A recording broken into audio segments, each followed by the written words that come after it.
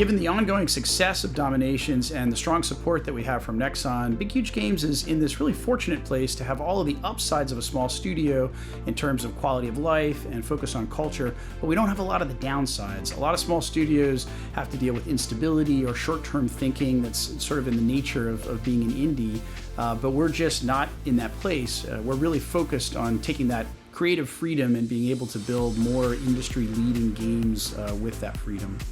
The most important thing making a good game is probably having a bunch of talented people that know their skill very well and having all those people work together and understand what the goal of the project is.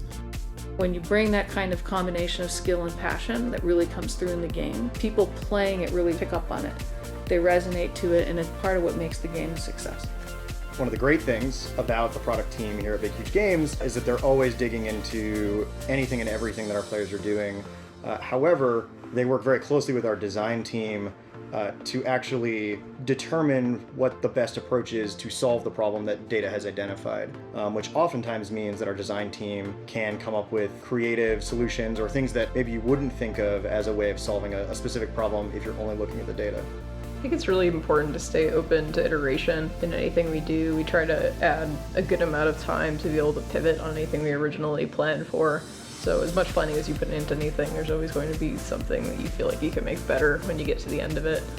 For an artist, I need to get my work to people is just as important as it being awesome looking. Being able someone to see your idea and iterate on it from a design perspective really helps you make the most fun experience in the end and deliver the product to people that they want.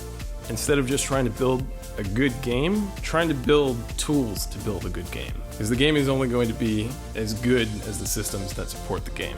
You have to design a system knowing that these are the needs that you have. This is what the system needs to be able to handle. And you need to have that in place beforehand, so when you're ready to release new content, you turn on your system, everything's been tested, and it goes smoothly.